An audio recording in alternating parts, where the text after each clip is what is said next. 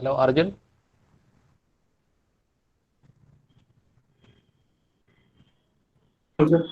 Okay, shall we start? Yeah, Anil, I think we are ready to start. It's already 3:29 and we have Yes, sir. almost 250 participants now. Welcome, Okay, Professor. Okay, then we can start, sir. Okay. Professor Gaur Gaur, sir? you are able to hear us?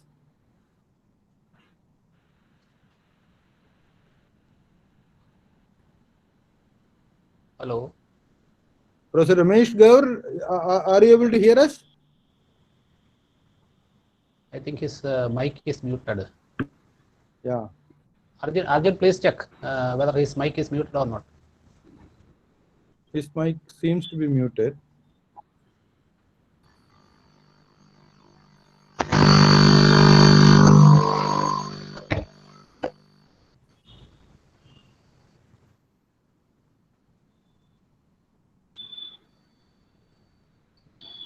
Sir, his mic is muted. I think he should. Can you? Is he listening to us? I don't know. Sir, I think we can start. Then he will join. No, but then. Okay, No, but he should. His mic is muted. So can you call him and ask him to unmute? Because I am using my mobile now. Okay. If I call him, that this thing will go. Okay. Yeah, I think he is putting up this thing now. Yeah. Professor Gaur, can you hear us now?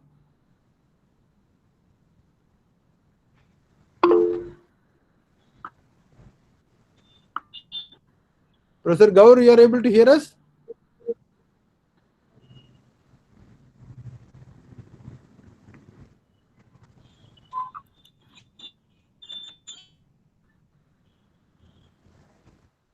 Now I can hear. There was some little noise, sound problem. Okay. Yeah, yes, no problem. Okay, very good. So welcome, sir. Thank you for accepting our invitation. I am Professor Sudhir, Executive Vice President of the Kerala State Council for Science and Technology and Environment. I'm glad that Anil was able to get in touch with you and you accepted our invitation. So I think it's 3:32 Yeah, and without taking much time, we'll start the function. Yeah. Okay, sir. Okay. Anil, yeah, please go ahead. Yeah. Yeah, okay. Good afternoon, everybody, and welcome to the webinar series organized by the Kerala State Council for. One of the main mandate of KCST is science education and science popularization. The Science Education Division of KCST is organizing many programs to promote science education of the state of Kerala. And today's topic is plagiarism in research. As we all know, plagiarism is presenting someone else's work or ideas as your own, with or without their consent, by incorporating it into your work without full acknowledgement. All published and unpublished material, whether in manuscript, printed, or electronic form, is covered under this definition.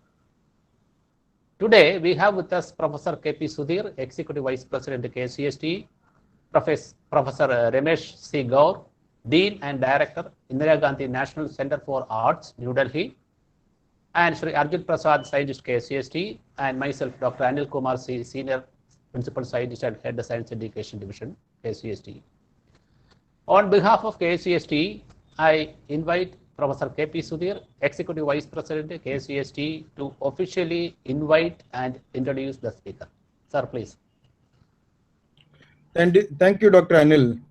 Well, it's as Dr. Anil said, plagiarism has become a kind of notorious crime among the researchers these days, and especially with the what do you say, availability of soft form of the research. I mean the soft copies of the research. So you can browse and with the help of the latest word processing softwares, it becomes easy for us to I would say steal the research from somebody else and try to project it as your own research, and that is becoming a practice in the recent days, which has been noticed, and he's considered to be a kind of a heinous thing by the research community, and that is why the issue of plagiarism has been considered to be one of the things that needs to be discouraged among the researchers.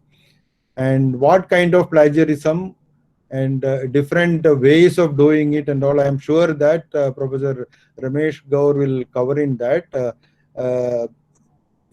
I don't think he needs an introduction to all of you, because he is, before I go into his current designation, I think I should say that he was one of the key members of the UGC MHRD Draft Regulations Committee for UGC for promotion of academic integrity and prevention of plagiarism in higher education institutions. So the very choice of Professor Ramesh Gaur was because of that, because he has formulated different regulations so that we can avoid plagiarism in our own publications and research reports, theses, etc. So Professor Ramesh is a Dean and Director, Library and Information at Head Kala at Indira Gandhi National Center for Arts, New Delhi. He was formerly with the University Library. He was formerly the University Librarian at the Jawaharlal Nehru University. He has been to USA as a Fulbright scholar and also has visited 24 different countries in relation with various assignments related to digital library and allied areas. He has received several national and international honors. I don't want to take much time in introducing him as a big person, but then by the role he has played in the committee itself shows that his expertise in the topic. So without taking much time, over to you, Professor Gaur, and everybody is eagerly waiting for your talk. And he is a speaker sought after. I should also mention that. And I would also like to mention one point here. When we introduced the notice about this webinar, there were around more than 1,000 registrations which we have received. Unfortunately, for the current platform, we could only use 250 as the maximum, but we are recording it with the permission, and then we'll try to put it on our website. Thank you, Dr. Gaur, and then over to you.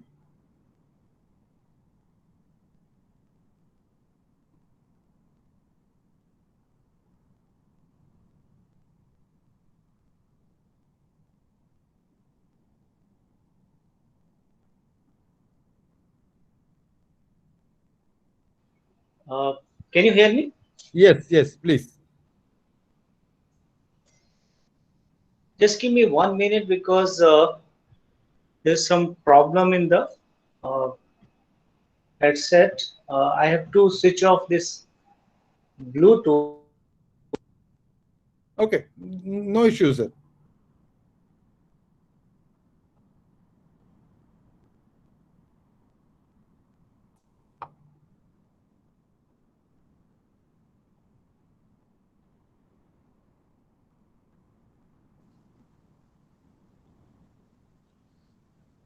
So it is not audible. He's muted now. Can you see? Listen now. Yeah. Now we can. So, thank you, Professor Sudhir, for your kind and generous introduction. Thank you, Dr. Anil Kumar, for inviting me for this wonderful talk. I'm so glad that I am with such an eminent scientific community and academicians, because this issue is very close to my heart, and almost every other day or sometime, even like yesterday, I was speaking to teachers in Jawaharlal Nehru University on this topic, and in next week there are 3 more such talks, and all the time I found there is a lot of interest in such discussions. So this issue is really of very importance, many times we have neglected or we have not given enough attention. So the talk which I'm going to present has many dimensions. Actually, it is a kind of, like, I understand this Kerala State Council for Science, Technology and Environment is a big organization and dealing with research or academics and various dimensions of research. So I thought of just presenting a kind of blueprint, overall, like not just plagiarism, but when we talk about research misconduct or scientific misconduct, how to really put in place a kind of policy, a kind of program to deal with these issues and also to work towards enhancing the quality of research. So this presentation has many dimensions. There are certain things which required further detailed deliberation. Wherever it is required, I will mention it. So let me share my PPT and then I will start my my presentation. Just give me 1 minute.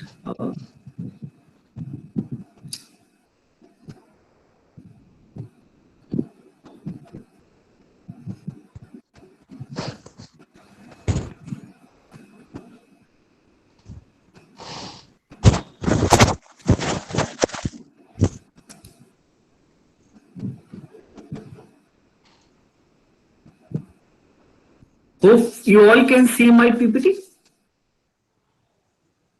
Yes, yes, sir.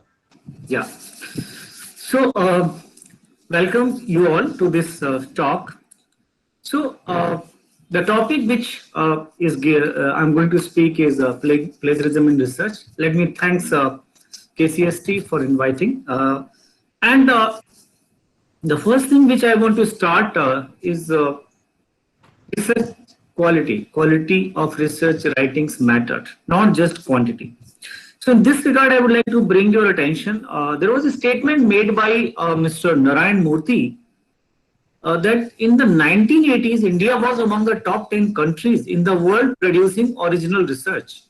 I very well understood it because I have worked with Tata Institute of Fundamental Research and I know the standing of TFR in 70s and 80s. And in 90s, we slipped to position number 12 and now we are not among top 20 countries of the world. So I think there's something wrong with our research planning and we seriously need to look into that. That was the basic purpose of his talk, news he given on this newspaper. Other way around, if you see this situation, in 2009, India was at number 11 position in terms of research output, number of papers published by a country. In 2015, we moved to position number 5. Still in 2019 or even 20, we stand at number 5 position, although China has now superseded the US and has become number 1. There was some discussion that maybe India may supersede United Kingdom to become number 3. So in that context, I want to say that quantity is not important only, quality matters. So I think we should focus on quality of research and I think somewhere we are lacking on that. Point number 2, which I want to emphasize on the need and importance of libraries in the research. Somewhere after this invention of internet and the information technological revolution, people are losing or people are misunderstanding the importance of libraries. Even librarians are failed to redesign libraries as a modern learning resource center. But there is no doubt, starting from problem formulation to dissemination of result at every sphere in entire teaching learning research cycle, libraries play a very important role. If you see this slide here, left side is the top 10 universities in terms of producing number of papers, and right side is the top 10 universities in terms of number of articles downloaded. There is a very clear correlation between number of articles downloaded and number of papers published. It means you read more, you publish more. So it itself establishes the importance of libraries. This I'm not saying because I'm a librarian, because I understand without research, without libraries, no research possible. Because when you start a research, we always talk about literature review. But that literature review has become just a kind of routine activity in research. Like when you see a thesis of PhD student, he or she is trying to find out references to just to complete that chapter. But that is not the purpose of literature review. Literature review starting, like first what you need to search the literature, just to find out a research question, synopsis, and then various kind of research in progress, how to design a questionnaire, how to search various kind of other information. So literature review need to be understood in the real context, because this is a very important process starting from problem formulation to the dissemination of result. Every time you need to search, and when you think like when you talk about this research, search is a very important component in that. Like research is the search for new knowledge. So search become very important and very imperative in this entire research process. But in today's world, we have been so fascinated by Google that we start telling that Google is going to replace the librarians. These are the misconceptions. Neither Google can replace the librarians, nor the internet is a substitute for libraries. I can show you that. When you look for any kind of information on the internet, always you will find so many references, thousands of, sometimes millions of references on a particular topic. And a researcher is always worried that how to get the most relevant and most authenticated article for my research. And in this entire process, everybody is dependent upon Google. But are you aware of certain facts about Google or any other standard search engine? Let me just brief you something about it. Google or any other standard search engines index just 15 to 20% of the web contents. Rest 80 to 85% web contents are not indexed by Google or any other standard search engines. Point number 2. Google or any other standard search engine does not certify the authenticity of the information, relevancy of the information. What you are searching on Google or on any other standard search engine, it is genuine, fake, or disinformation or misinformation. They will never tell you. They will never guide you. Point number 3. While searching on Google or any other standard search engine, you may not get most relevant results higher up in relevancy ranking. Like, give you an example. On the right side, if you see this slide, I was searching for top open access journal, and result was top best open access journal, Omics International. Omics International is a predatory publisher. So I want the best journal, and Google telling me Omics International is having the best open access journal. So I cannot trust Google. So how to, like, if you cannot trust Google, how to deal with this information overload? How to deal with this information explosions? Our researcher need to be educated. Our researcher need to be trained. And we need to educate them about this entire web. When we talk about web, web is divided into 3 important components: surface web, deep web, and dark web. Surface web is that which Google or other standard search engines able to index or locate or search.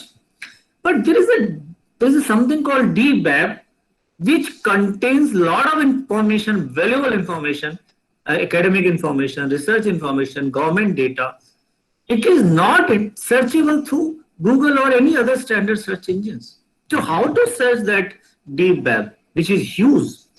And most of the deep web is free. It is publicly accessible. So I think it's a challenge for librarians as well as researchers to come together, to collaborate, to find out how to search information or deep web. This need to be included in our course curriculum to the student to guide them that how to search most valuable information available in these search engines. There are search engines, deep web search engines as per the subject specific contents are available on that. Like there are certain kind of semantic search tools and databases. There are meta search engines like Academic Index. There are general search engines like Oyster. There is academic search engines like Google Scholar. There are scientific search engines like GoPubMed. There is a collaborative information and databases like Delicious. There are open source search engines like Core. So if you want to become a good researcher, first become a good searcher. If you are not a good searcher, you cannot be a good researcher. Next point. If you want to have a good quality research, research cannot be forced. You have to motivate your researcher. You have to develop research infrastructure. You have to enhance the culture of research. And how to enhance the culture of research? By effective leadership and clear goals, by training and support for your faculty and researcher, to create a good research environment, to create a good e-research infrastructure, having a excellent library information facilities, integrate your IQAC or research department with the library, recognize research work of your faculty and the scientists, encourage research collaboration, recognize their faculty accomplishments, have a balance in teaching and research responsibilities, establish a foundation or dedicated cell for nursing research. I will give you an example. Recently, UGC has proposed something similar to that. And you need to give them proper incentives. When we talk about research collaboration, there are many mindsets. Like people don't allow their researchers and scientists to participate in many organizations in scholarly conferences. You have to encourage them to participate in hosting conferences, establishing relationship with the universities, professional and other government bodies within country and outside country, increase opportunity for interdisciplinary and collaborative work. India is very poor in terms of collaborative research. Develop good infrastructure, and this e-research infrastructure is very, very important. When I was in JNU for 7 years, I developed all those things in JNU, starting a language learning tools like Grammarly, plagiarism detection like Turnitin, reference management tools like EndNote, Mendeley, Zotero, research profile and citation databases like Scopus, Web of Science, organizing author workshop, by organizing various kind of book launches, book discussions, all these academic and research activities to be enhanced in an institution. And it is also important to continuously measure the research impact of your institution. So there are so many parameters to measure the research impact. You have to have a dedicated person to really monitor and keep the, like Professor Sudhir as an executive director, may like to know the performances of their scientists and the academic community, like how they are performing. That help in making a kind of blueprint and planning what areas we are lacking, because it is important to understand the gaps and also to identify the areas where you are lacking. Give research recognition. You may start, like if KCSE is not starting a journal, I recommend they should start an e-journal immediately. They should, because that e-journal can be a platform to publish, because every research cannot be published in commercial journal. You have to provide. I try to put up an open access press in JNU, but when I left, I was not able to complete it. Have various kind of memos or emails or various kind of like sharing of research through various platforms. May create some kind of awards in recognition of research achievements. You have to also think of some kind of financial incentive, and creating visibility of a scholarship is very important. I give you an example. When I was in JNU, the first time I compiled the list of faculty publications, there were 3,000 books. I start purchasing a copy of the book in the library for faculty. I started organizing book launches, book discussion, virtual book discussion. I also used to organize display of the faculty publication in World Book Fair. So there are various ways where your faculty visibility of your faculty research should be done.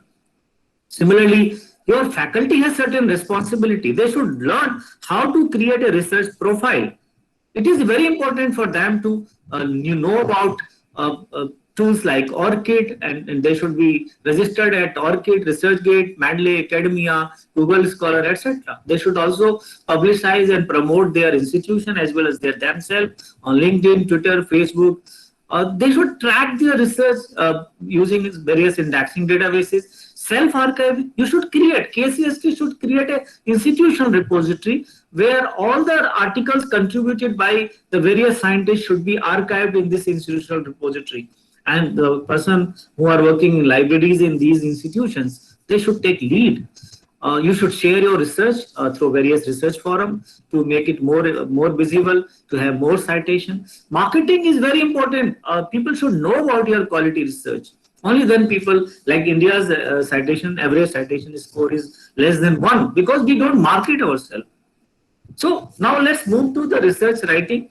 It is important to write good articles. So it is also important to understand what to write, how to write, what to publish, how to publish, where to publish. I should publish in open access journal or traditional journal. I will try to answer all those things in this.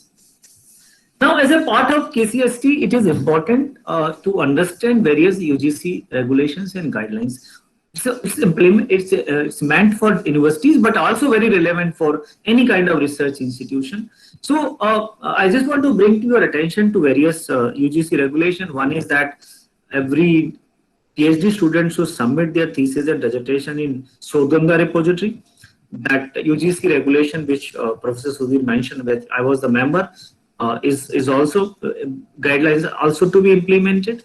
Then UGC care list of quality reference journals is to be mandated. Also, there is a recommendation from UGC to start 2-credit course on research and publication ethics. That should be done. Even recently, there is a document, Good Academic Research Practices, GARP, launched by the UGC. Every researcher should read those documents. I would like to bring your attention, KCST, that based on these University Grant Commission guidelines, you should frame a plagiarism policy or research and publication policy. And that policy should contain all these parameters which I am referring here. It should talk about various kind of introductions. It should also talk about various kind of it should cover how to detect plagiarism, various kind of plagiarism detection softwares. And the most important thing which KCST should constitute, departmental level academic integrity panel and institution level committee. This is very important document and everybody should read it, and penalties are decided on the basis of that. It is a wonderful document which, based on that, KCST should draft its on plagiarism policy. There may be some better thing can be done like that. I'm giving you some basic structure of this policy. It should have UGC guideline. It should also talk about various kind of topics which I am covering in this particular topic. Second important thing which based on UGC, as I mentioned, that GARP document was just released. In this particular document, there is a proposal to create an Office of Research Integrity. I don't know KCST is having or not, but this is important to have a Office of Research Integrity, which talks about, there is in GARP document, there is a very good understanding given about various roles and responsibilities and function of Office of Research Integrity. I have limited time, I cannot go into detail. You should read it and you should create this Office of Research Integrity.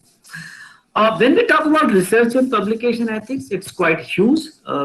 Basically, this academic integrity or research integrity is something broadly refers to the thoughtful and honest adherence to relevant ethical, disciplinary, and financial standards in the promotion, design, conduct, evaluation, and sharing of research. So basically, here we are talking about ethical decision making, honesty in doing research, in proposing research, in evaluating research, having certain kind of ethical guidelines and regulation to be followed in reporting research result. So for this entire research, there are so many ethical guidelines and rules and regulation. I'm not going to talk about all those guidelines, rules, and regulation. Well, it's a very big topic and require a lot of, even a full day seminar is not enough to discuss all those issues. So I will not go into detail. Just for information, there are various research ethics. Here in this particular topic, particular lecture, I'm focusing on research and publication ethics. Means scientific misconduct, falsification, fabrication, and plagiarism. Basically, research publication ethic is set of common rules among authors, editors, reviewers, and publishers to protect integrity of the scientific records based on consensus about standards and best practices.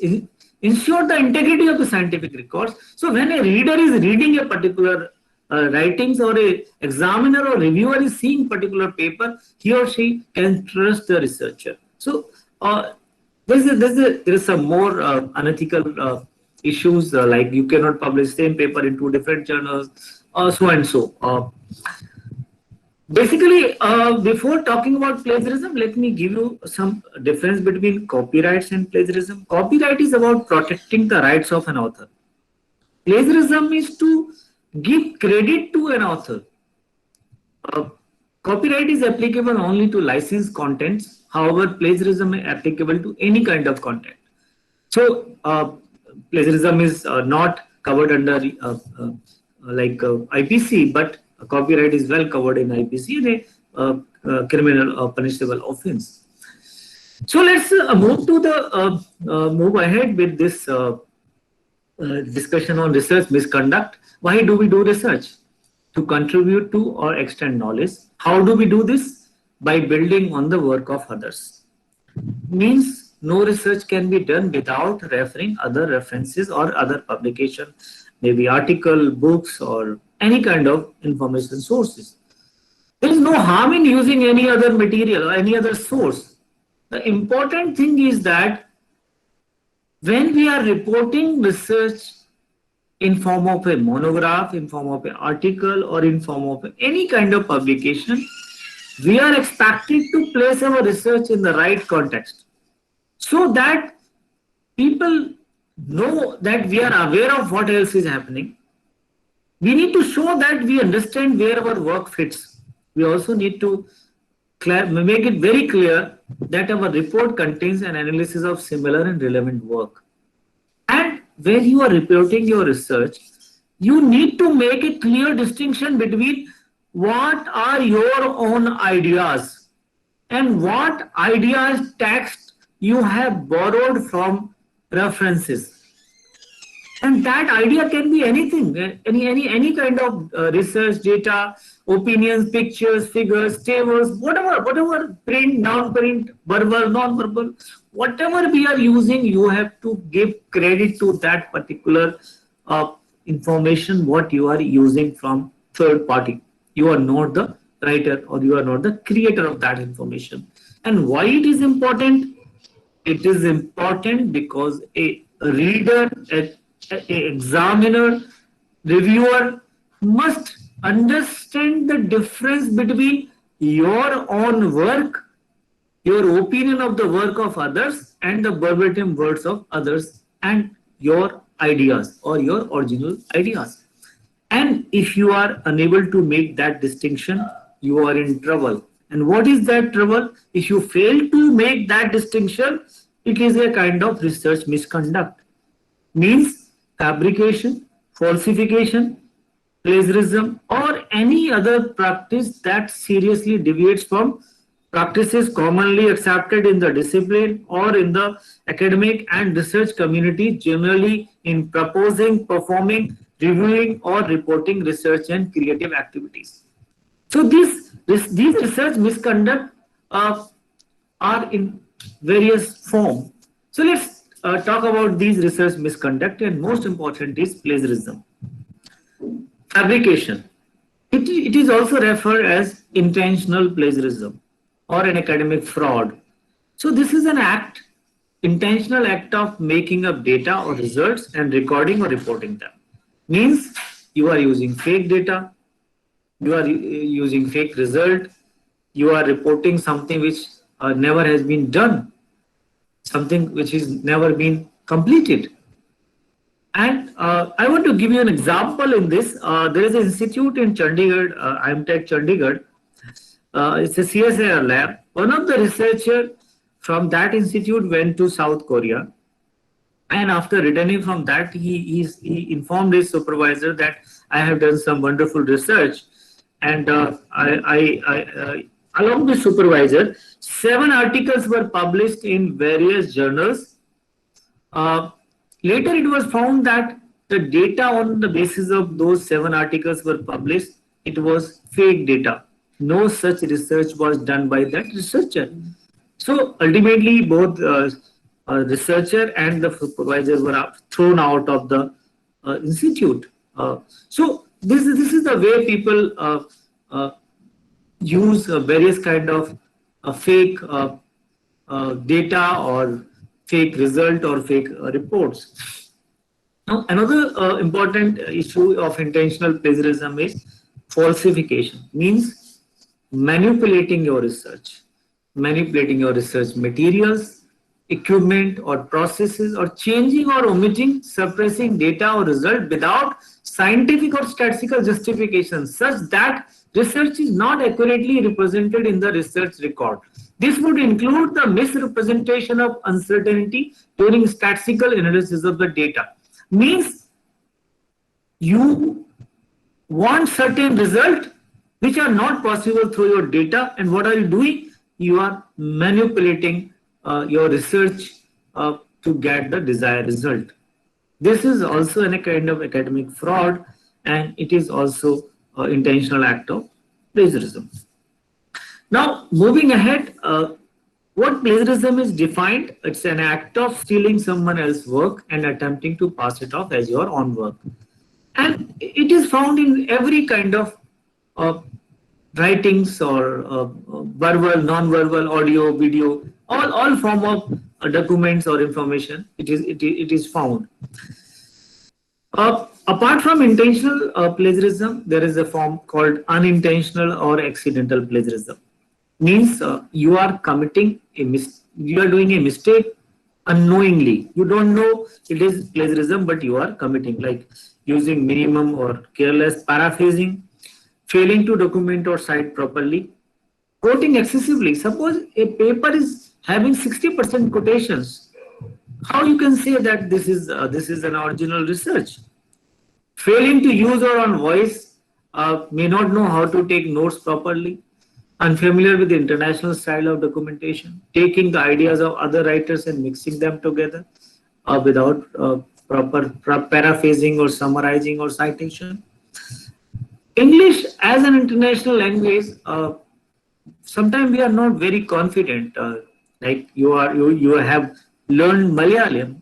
I'm familiar in Hindi, but I'm not very confident in writing in English. So what people do, they try to copy paste certain text from different sources and try to make certain paras and sentences true.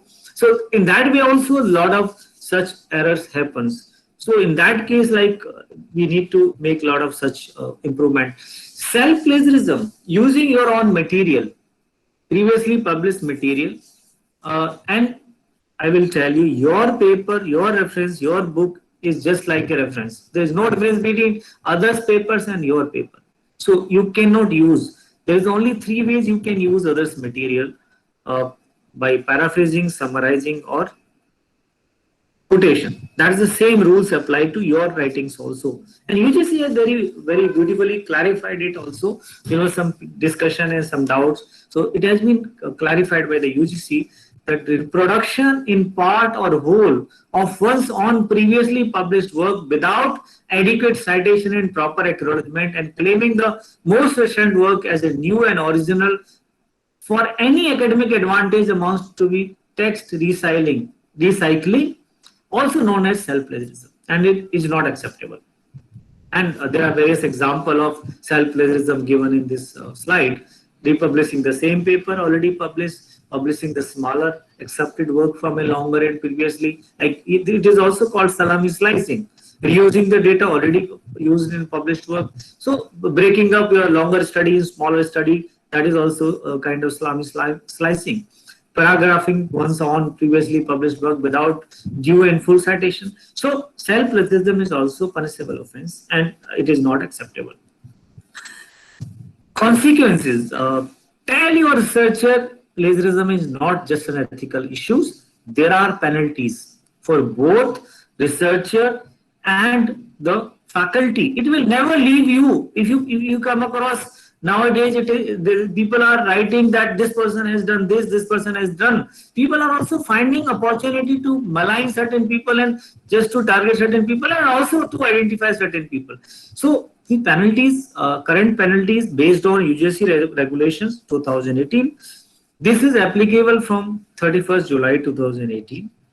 Before that, institution can decide on penalties, quantum penalties, according to the rules, existing rules of that time.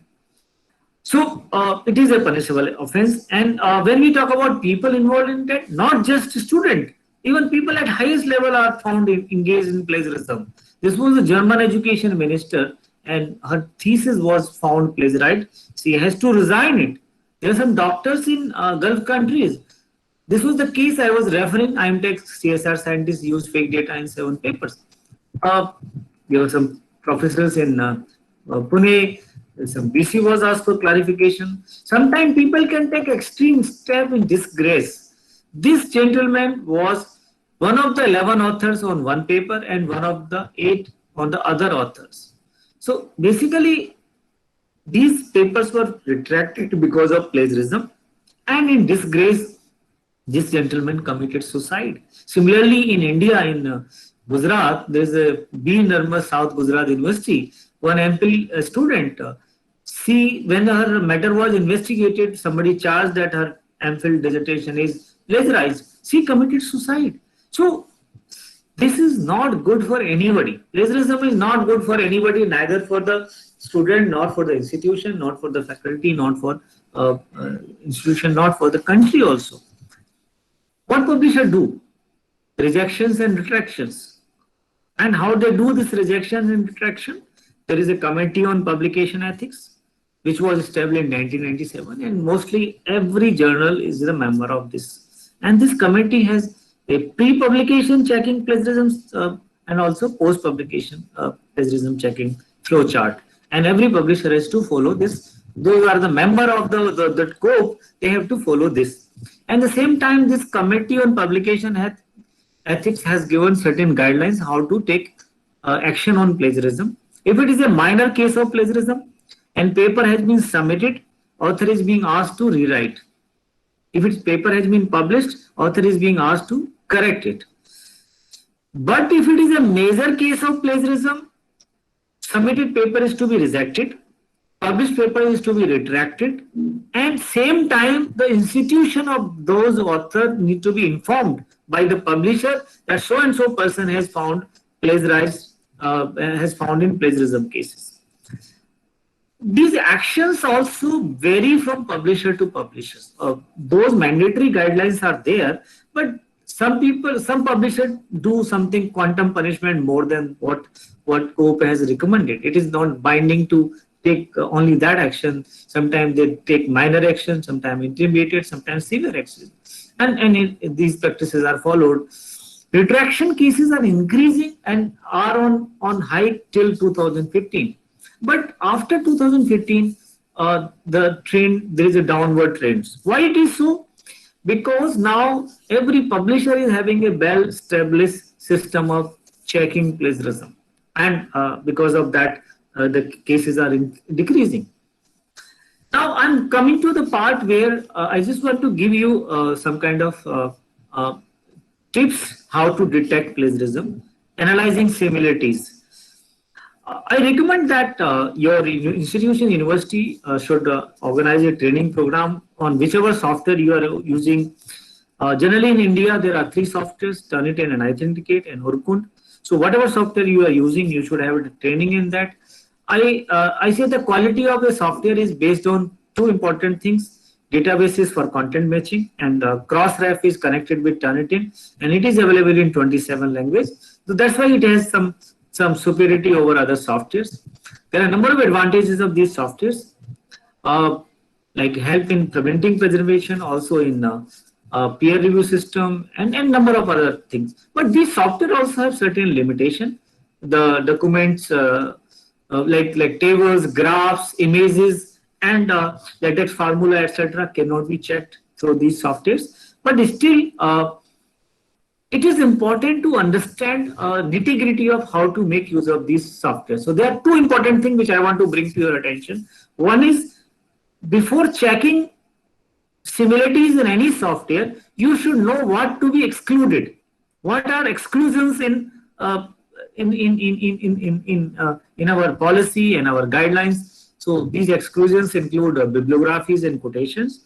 It also include 14 consecutive words which are coincidental, common knowledge, and are unavoidable, like similar materials and methods, etc. So first you set up the filters to remove those exclusions, and then on the basis of that you should develop a similarity report.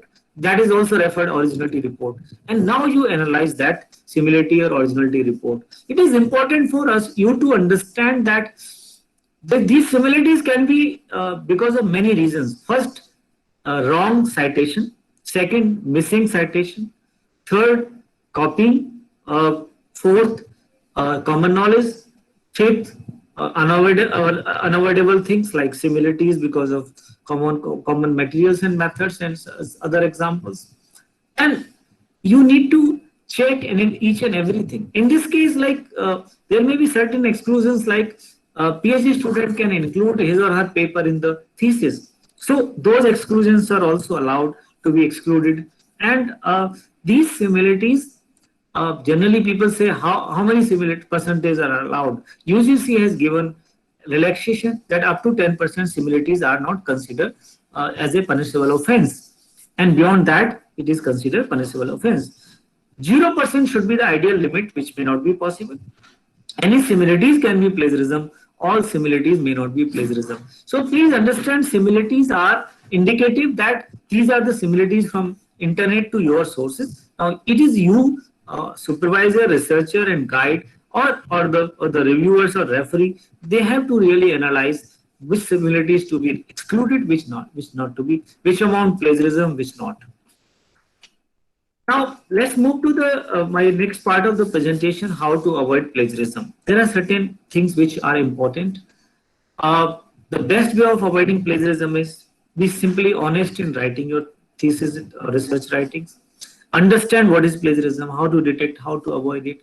Read the guidelines carefully, and also must attend such programs like research methodology workshop, English remedial courses, training in reference management tools.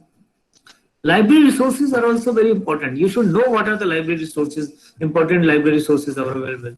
Organization of author workshop, how to write and how to get it published in journals, technical writing workshop. You should also educate reading is very important. Your knowledge, if you are a knowledgeable researcher, you will never depend on plagiarism. Only those who are not good in their subject try to use copying and pasting. You should first become a good researcher, good reader, and knowledge always comes through reading. So have a regular habit of reading, and also understand what to read, how to read, what to get best out of the readings. Everybody is not a born researcher. Researcher can be made by good preparation and quality training. How to become a good researcher? First, register yourself in tools like ORCID, have a researcher ID, and then create your profile. This is important for citation. This is important for paper submission. There are a number of advantages of ORCID. You should be part of research forums like ResearchGate, Academia, that help in sharing research. It helps in enhancing the visibility of the research. It also helps you in understanding research in progress. It also helps you in connecting with your research colleagues in different countries and different universities and institutions. So this is important. You should be part of all these research forums. You should also understand what is referencing, how to cite, what I need to cite, what is the bibliography, what is the annotative bibliography, difference between references and bibliography, difference between endnote and footnotes. All these things should be understood. And the most important thing, you need to understand what does citation mean. What does citation mean? Citation in this context simply means clearly giving credit where credit is due, and that credit is given in form of a rendering of certain bibliographic information of the publication. It may be a title, it may be a print, online broadcast, an interview-based text, whatever, RS feed, group, blog, whatever material you are using. And for these citation, there is a different way of rendering information, bibliographic information, which is known as citation style.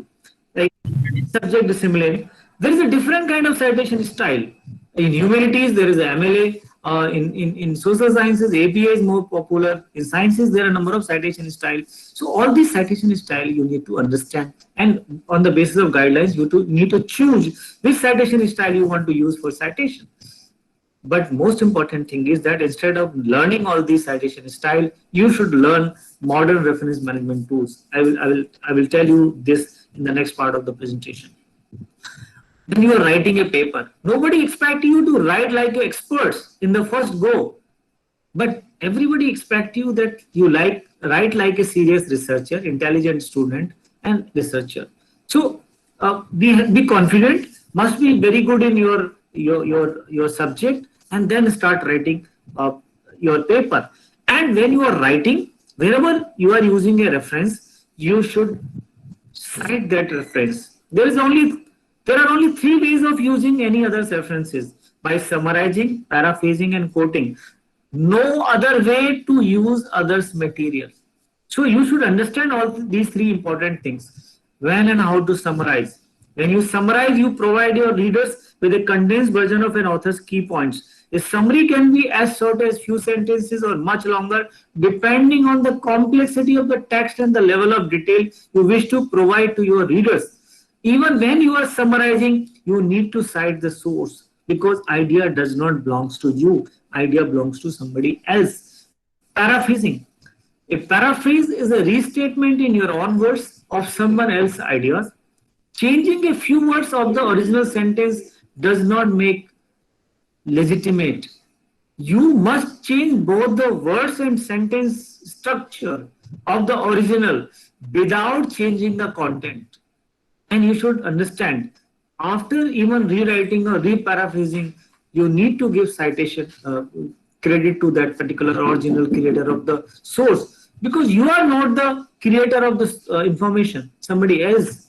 And as a smart paraphraser, you should learn how to change the order and structure of the sentences, use synonyms and different forms of the words. You may change the voice or perspective. So this is the second way of using other resources.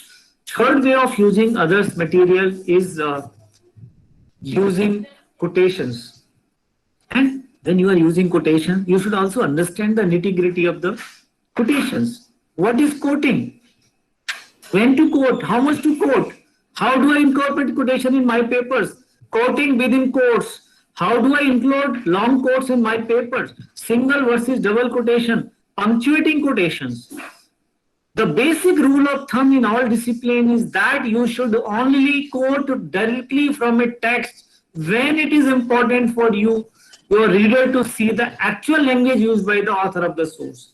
When you plan to discuss the actual language of a text, when you are discussing an author's position or theory and you plan to discuss the wording of a core assertion of kernel of the argument in your paper, then you risk losing the essence of the author's ideas in the translation from her words to your own words. Quotations are not to increase the number of words in a paper. It is to justify the argument and idea in your paper. How much you can quote? Anything beyond 4 words need to be cited. That's the rule of the quotation. A quote is a word, sentence, or sentences that a writer copies exactly from the source, verbatim. A quote is enclosed in quotation marks for quotes up to 39 words. For quotes of 40 or more words, it stands alone without quotation marks and is indented 5 spaces from the left margin. You should, like, when you are unable to make these rules, you may be in problem. But to learn all those things, better to learn the reference management tools like EndNote on Zotero. You should not try to learn many citation style in this context. Single versus double quotation. You should use double quotation marks when you quote material from a source. If you are also quoting passages from that source that were quoted in the original source, use single quotation mark to indicate that original source contained the quotation.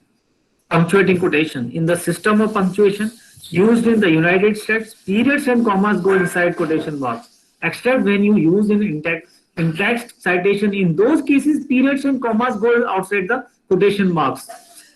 After these three important things, there is a one thing which is called common knowledge, a well-known fact, information that is likely to appear in numerous sources and to be familiar to large number of people. This is the only time you do not need to cite information. You can leave the citation, but whenever there is a doubt, you should quote. There are certain examples of this common knowledge, like smoking can cause respiratory diseases such as emphysema and cancer. So it may be up to 14 words. So you need not to cite, but don't exactly copy from anywhere in this case. Now, just one word of caution: when you are doing a group work, some assignments and assigned practical tasks require you to work in groups. Sometimes you will submit a single piece of work as a joint report. Sometimes you will work together but submit separate reports. In all cases, you need to give credit to all the collaborators, all the group members. This is the one important exclusion. A PhD student can include research papers published by him or her during the period of the research on the topic of the research, and he or she should be first authors. This is the exception where exclusion is allowed. So now, in the next part of presentation, I will try to give you a quick view on reference management tools. I think it is better at least 1 day or 1.5 day training program should be organized on either of these. Mendeley is one of the best, and EndNote is there are a number of such tools. EndNote is available with Web of Science. Mendeley is one of the best I have come across, a free software having desktop and web version. Web version is having limitation of 12 GB space, but desktop is having no limitation. It is having multifunction. It also acts as a research manager. It also has help in creating research diaries, research notes. Like, you can install this desktop version, put all your research readings, writings, your research in progress, all you should put in this library view. Instead of downloading in hard disk, you should download an article or a ebook in this particular manager. And what is important, like when you read this PDF file, it has multiple function, like a PDF annotator is there. So while reading, you can highlight, you can mark as a para, you can mark as a quotation, you can mark as a summary. So it is a wonderful software. I cannot tell you more about this in just small talk, this talk, a 1 hour talk. You need to have a detailed discussion and training program on this Mendeley. Zotero is another important thing. Now, in the last important part I'm giving you, you may have written an excellent paper, but you should not base your research by publishing in low quality journals or pedantry journals. So you should know how to choose a right journal for your research. And I think even this topic required at least 1 hour or 2 hour talk. I will give you just some glimpses because I'm almost reached the time allocated to me. So I will just give you glimpses of that you need to understand various nitty-gritty of, like, when you are submitting a paper, you should not submit same paper or subsequently similar paper with citation or without citation to anybody. Like, same papers should not be published. Similarly, when you talk about simultaneous publishing, same paper should not be submitted in 2 journals. Even a paper with similar data should not be submitted in 2 or more journals. There are certain rules if you want to submit that same paper, you should disclose the details of both the papers to both the journals. You should also inform editors of both the journals, and also you attach copies of those similar papers. So both the editors knows if you have any paper which is there's a delay in publication. I think first you should withdraw and then resubmit to other journals. Don't submit a paper if paper is not published by a journal and time is taken. So and also you should obtain the consent of authors. There's something also called salami slicing or salami publication. This is also considered plagiarism. Like you are slicing of research contents from a meaningful paper to different papers. A single research is divided into slices to increase publication count, to get more recognition, to get promotion, to get several funding. So this breaking up study in different parts is not allowed. It is also against the ethics and under plagiarism. Ghost writing is also part of plagiarism. You have to properly disclose it. If third party, maybe author, individual or a company, you need to disclose it before publishing. You cannot publish a ghost writing without giving proper declaration. Petty journals are damaging our research, and this is basically a kind of open access publishing model, gold open access publishing model. They charge article processing charges, but these journals are lacking on quality and legitimacy parameters. There is a very important way of identification of these journals. These journals are basically, you will not find a very, there are few tips to identify a parity journal. They will not give you a proper editor's name on the site. It will be a big editorial board, and people in the editorial board may not be familiar to you. They don't provide complete information. Contact page information is very minimum, email ID and website address also. They will say, we are the leading publisher. Even they are just born. They will always claim reputed publisher, and they are multidisciplinary kind of nature. Like you will find that most of the time they are publishing articles from different disciplines. They can publish your article even without, if you change the name of somebody and send it, they don't do any proofreading and copy editing, etc.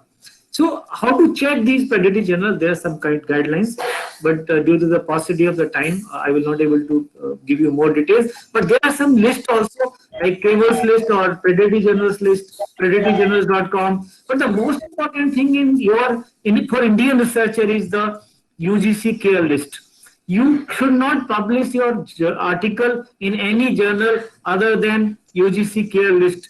UGC care list is having two lists, list 1 and list 2. List 2 is all those journals indexed in Scopus or Web of Science, Arts and Humanities Citation Index source publication, Science Citation Index expanded source publication, Social Science Citation Index source publication.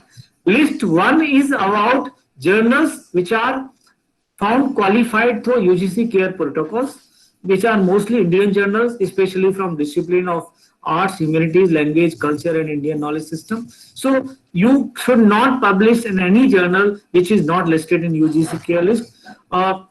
Sometimes there is another problem, clone journals. Like many publishers are misusing, like there is a journal in UGC care list, a similar journal by the same name is started by somebody else. So very careful about this clone journal. You should check 100%. It should be a UGC care listed journal.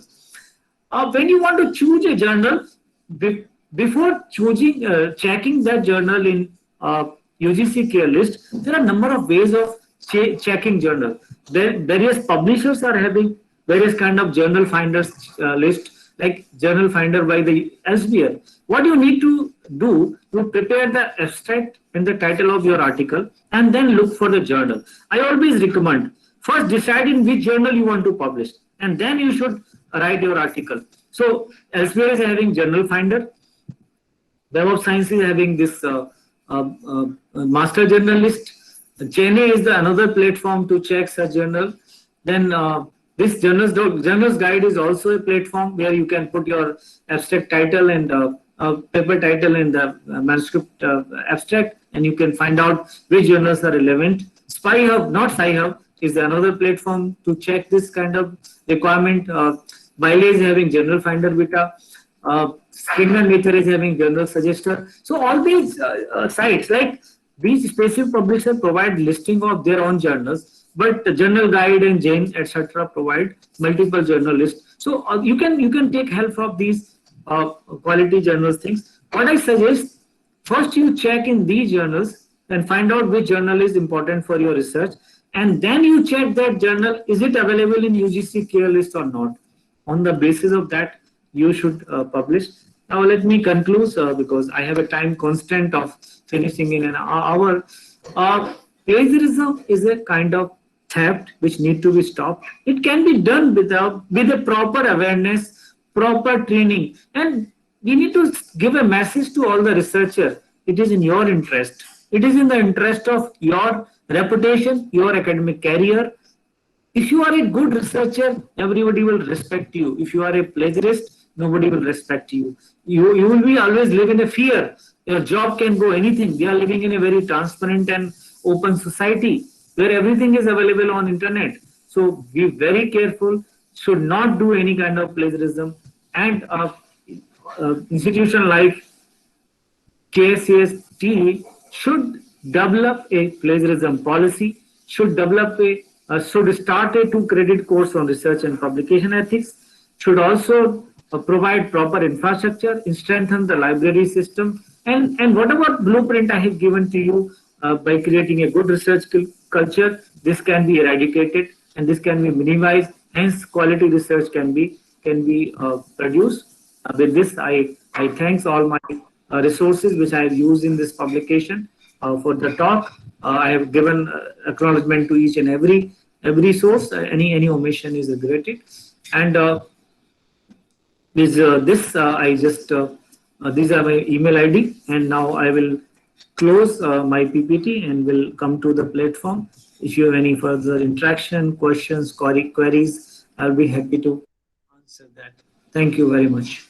So let me just come to your platform. Thanks. Over to Professor Sudhir and Dr. Anil.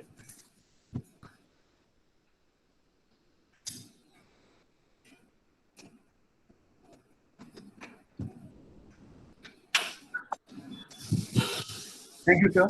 Thank you for the wonderful talk. It was really informative. So we have a few questions in our discussion. Yes, please. Okay.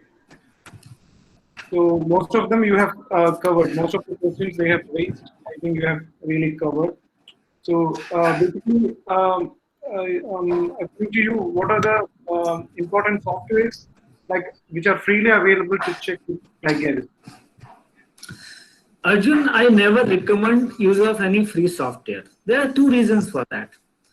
See, this plagiarism checking involved all kind of contents, commercial content which are against the firewall. So when you use free software, these free software does not penetrate that particular firewall, or they don't allow to be entered in commercial domain. So when giving you report, it is not correct. That is the one disadvantage. Another disadvantage is that many of these free software sometimes misuse your contents. So I always say that use licensed content, licensed software, and as of now, like if you are not subscribing, you should see where we are spending crores of rupees on research. Then why we can't spend few lakhs on good quality software? And those who are universities, Implement Center is providing free software Urkund to all the universities. So if you don't have Turnitin and Identikit, at least you should, as a university, you can make use of Urkund or take help from somebody else who is having this software. But I never suggest or recommend that you should use a free open source software for plagiarism detection. Okay. So I have another interesting question. So based on your experience in this field, what do you think? What are the main reasons why a person plagiarizes or attempts plagiarism? Although I have explained in one of the slides, but one is the lack of confidence, lack of subject knowledge, and also unawareness about citation rules. Give you an example. When I was in Jawaharlal Nehru University, I joined in 2011 and I implemented this software in 2012. So you can understand a reputed research university like JNU was not using any software prior to 2012. So when time I implemented that, there was certain thesis having up to 75%, 85% similarities. Now you can imagine that university like JNU is respected for knowledge and quality. So then I just called those students and I interacted with them that why these similarities are there.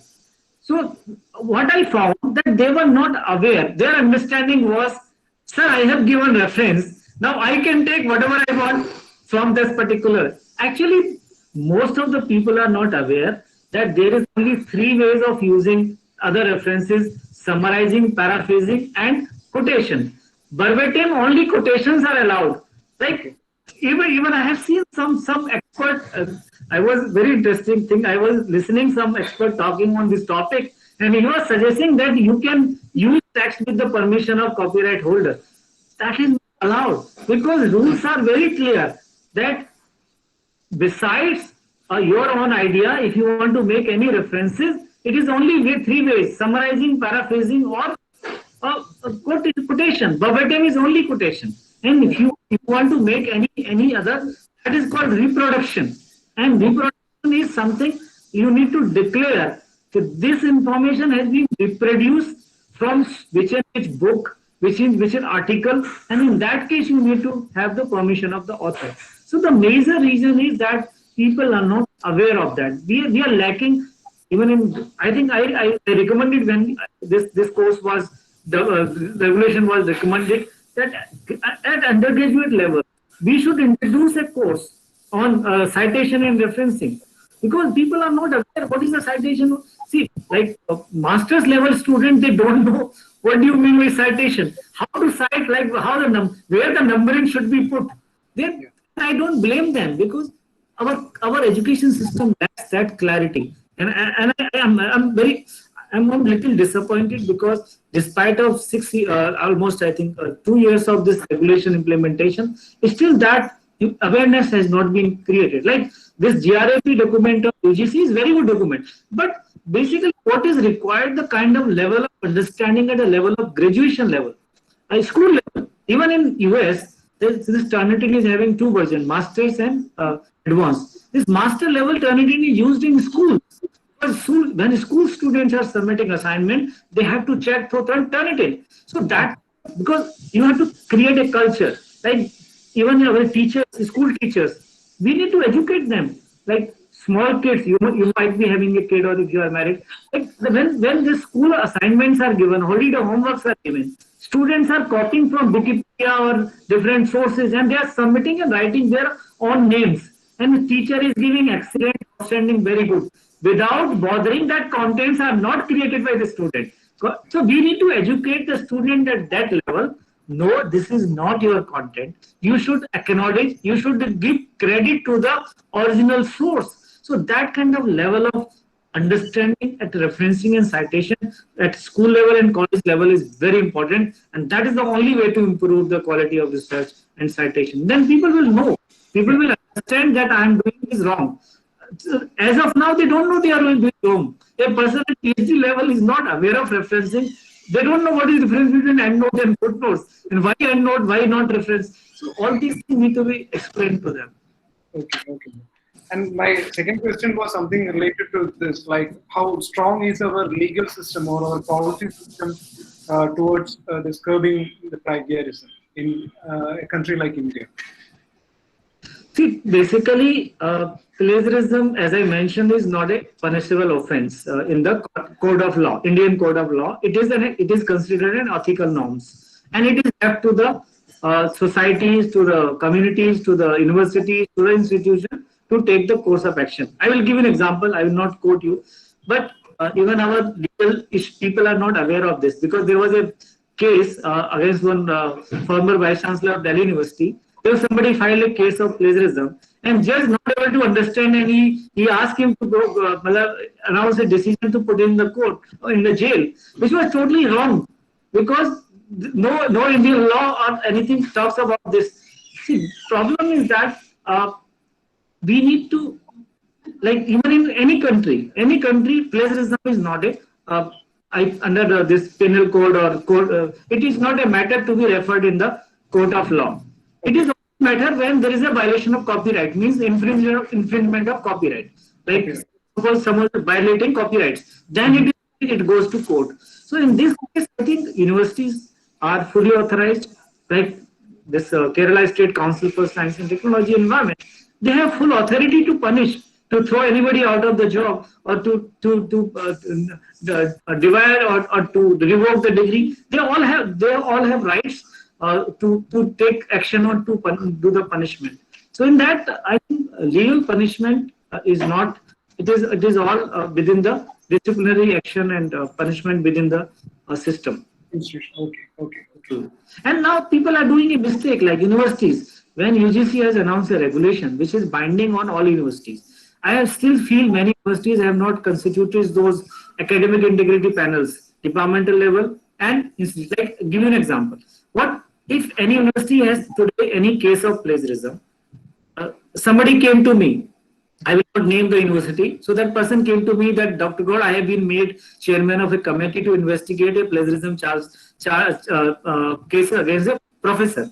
So then I inform him that this is an illegal way of investigation, because UGC guidelines clearly say that this investigation has to be done by a departmental level academic integrity panel. So that university has to constitute a departmental level academic integrity panel, and that departmental level academic integrity panel will submit his report to the institution level academic integrity panel. That institution level academic integrity panel should take the decision on quantum punishment or penalties. If you are binding that room tomorrow in court of law, that gentleman can go to a court of law, say that proper procedure has not been followed, and he can be left out of that, because you are not establishing those academic integrity panels in the universities and colleges, and many people are not aware of that. Okay. Thank you, sir. So another question related to this was, is there any software available to detect plagiarism in figures and images? So far, no. In case of images, there are certain kind of image detection software. There are a number of image detection softwares are available. So you can check images using those image detectors. Like if you see every day in TV's news channels, there's viral testing of various videos and audios or photos. So there are a number of fact checkers and image detection software which verify the authenticity of the image or audio video. Okay. So another thing is that is there any difference in the tolerable limit of plagiarism in the case of review papers compared to that of the research publication? No, because plagiarism in case of both is same. So there is difference in terms of plagiarism. Similarities are considered same in both cases. Okay. Even books, any kind of research writing or any kind of publication, there is no difference between types of writing. We were initially making these laws, regulations. At one point of time, like it took 2-3 years for finalizing it. There is one point of time we proposed to have some kind of like core contents and general contents. Like core contents like research findings, recommendations, summary guidelines. Because you should have a 0% limit. So we talk about 0% zero tolerance in that cases. But later history was having different opinions, so we removed that and then we come out this. But that zero tolerance was proposed once. So, but right now there is no difference.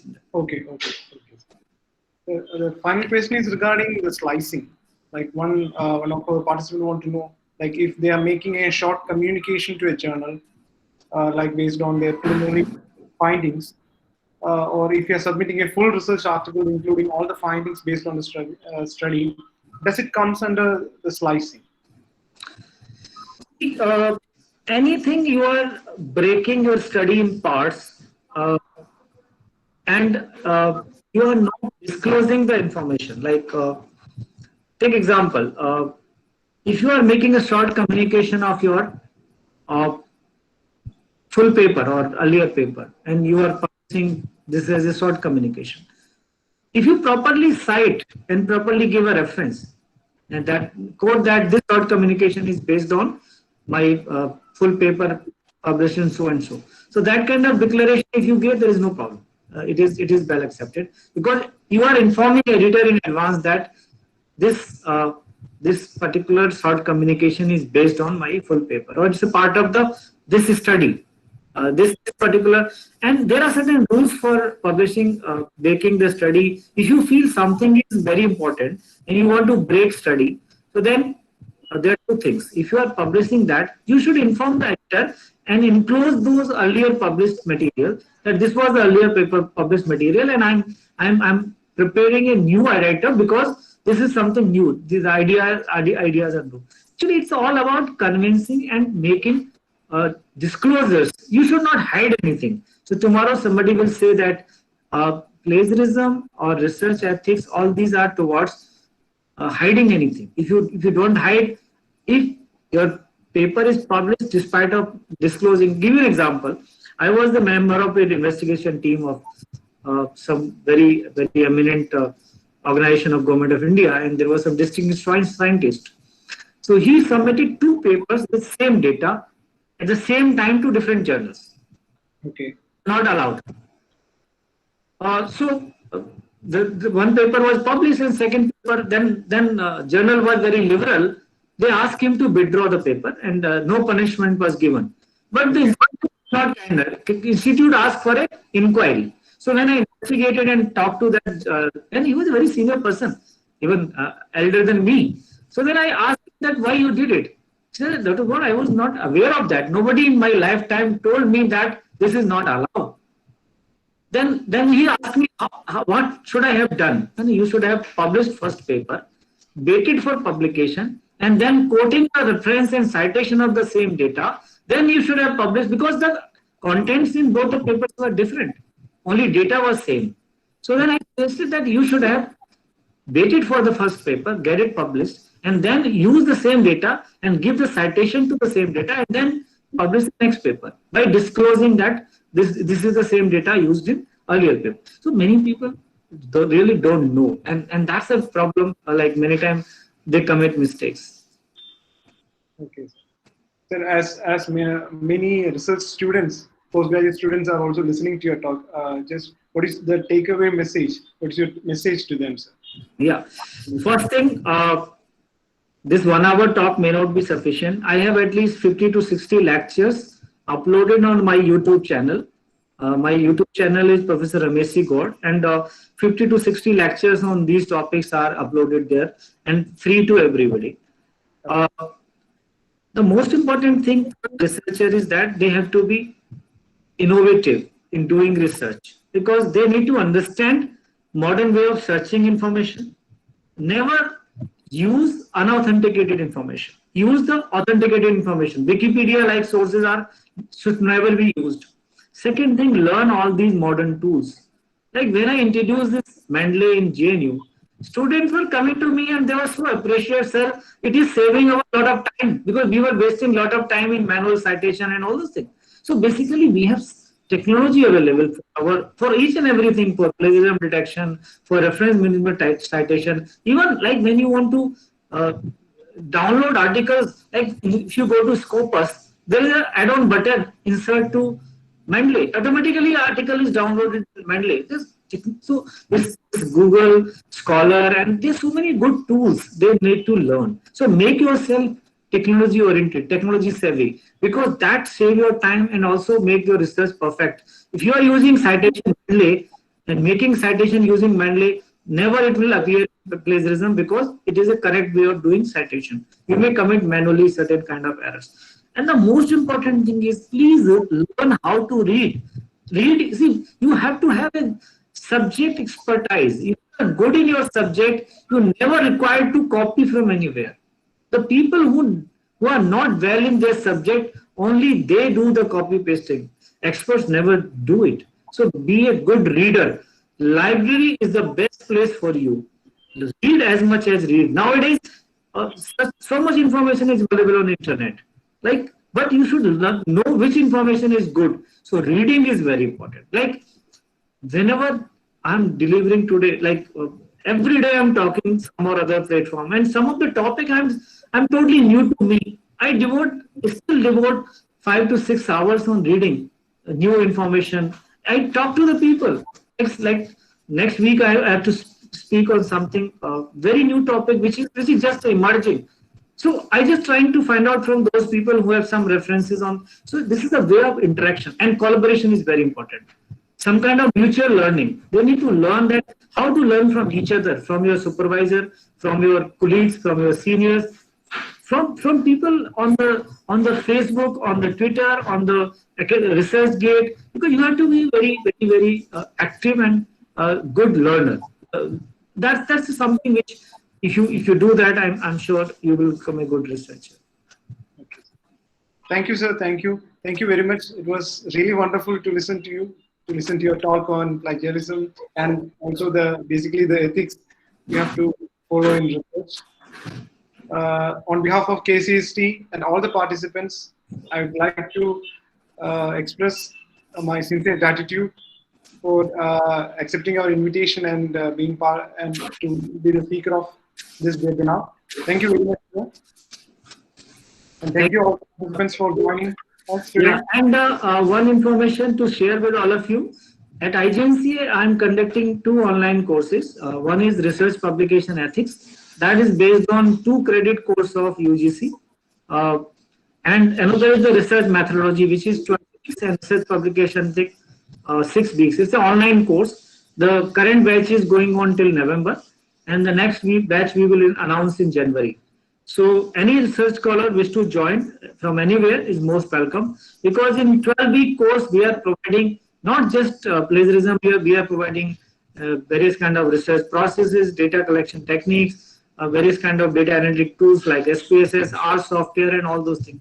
So anybody wish to join, feel free to check it in January from IGNCA website. And thank you very much, Arjun. Thank you, Professor Sudhir and Dr. Anil for inviting me, because I love to, because I'm a person, a person with a lot of passion about academics. I always feel that we have enough potential to create good quality research, and we are lacking in that area. And if my small efforts can help in creating good awareness about these issues, I feel I have done something.